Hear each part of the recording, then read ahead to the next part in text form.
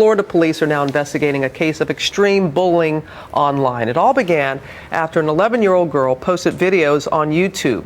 Her family says they sparked a nightmare of pranks and death threats. Police are now looking into what they say could amount to a cyber stalking case. Andrea Canning spoke with the family in a GMA exclusive.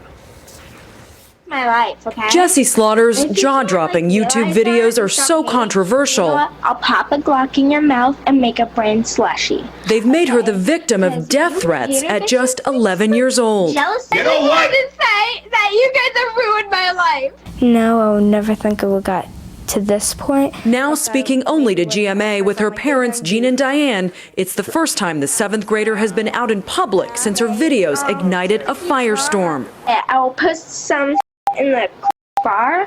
Why so much profanity in the videos?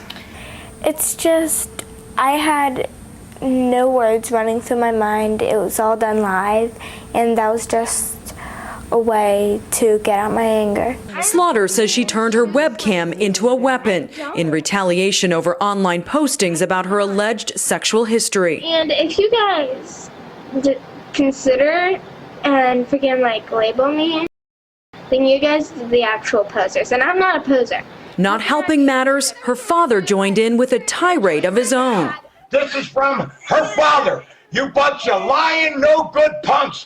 And I know who it's coming from because I backtraced it. As a father, I was just trying to support my daughter and get people to stop hating. Their retaliation, now seen by more than 1 million viewers, only made the taunting worse, taking cyberbullying to a whole new level. When this first started, we were very afraid. I've been getting a lot of death threats. Online people accused me of molesting my daughter. Slaughter says she was sent to a mental health facility after the authorities believed she might be suicidal. She says she isn't, but can see how a tween could be pushed over the edge. I think that it's completely wrong that people would taunt somebody to some degree that they would actually kill themselves over it. And that's actually completely wrong, and whoever is doing it should be locked away for a really long time over it. Now Jessie Slaughter, which is actually her screen name, is about to enter counseling. But these viral videos may just end up haunting her forever. For Good Morning America, Andrea Canning, ABC News, Palm Coast, Florida.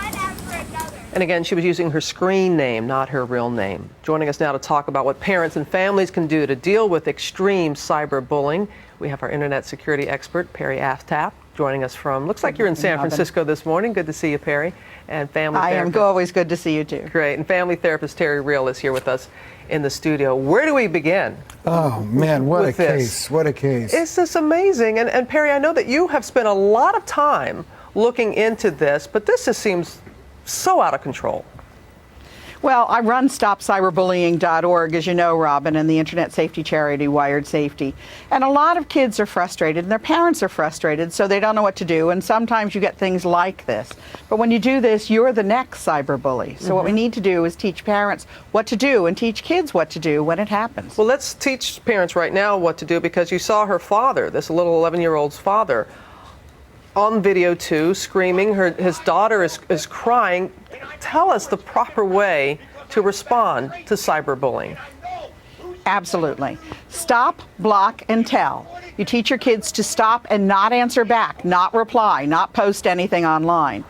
To block the person or the message and to tell a trusted adult. Then the adults have to be trustworthy. And we teach them both, adults and kids, to take 5. Put down the mouse for 5 minutes and do something that will help you regain balance and perspective.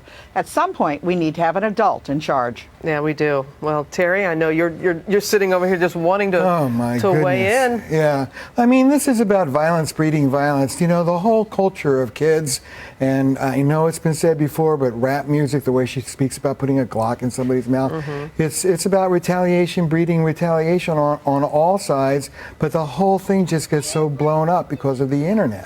Well, tell us how this can affect, you know, she's 11 years old. We see teens that are doing this too. The effect that it has on them, because the internet, you can be anonymous.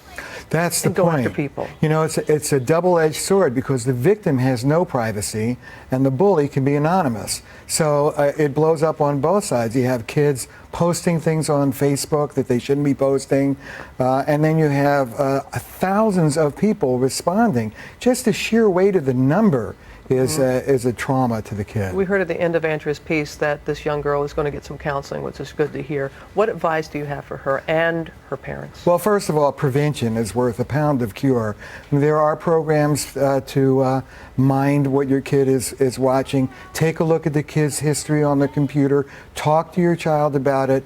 As was said, there's always unplugging the thing and putting it down, but help your kid not get involved with this thing to begin with. Talk to them and supervise. Yeah, as Perry was saying, let's get a responsible adult involved in this. And Perry, this young girl was using a site that I wasn't even familiar with, Stickum or something like that. But you said it's not so much the site you're saying the parents should be concerned about. It's not. Stickum is not terribly popular. It never gained ground. So it's not the site. It's what the kids are doing on it. Right. And at 11, she's not allowed to use any of those sites if you read the terms of service. This didn't happen on Facebook. And Facebook has a really good watch on these things. What you need to do is when it happens, parents need to report it to law enforcement. If they're threats, they need to report it to the site. And if they need help, they need to come to wiredsafety.org, where my volunteers can help them handle what's going on. But bottom line, don't overreact. Don't try to take it into your own hands, and make sure you know what your kids are doing online and how to make sure they're a little safer. No, you are doing such phenomenal work as always, Perry. Thank you. And Terry, what's your bottom line? Bottom line is, I'm great. It's great that this kid is getting some counseling. It's great that the parents are supporting her. This is a trauma, and it needs to be taken seriously. All right, Terry, good to have you here with us. Enjoy your day in San Francisco, Perry. Thanks again. Thanks a lot, Robin. For your excellent work.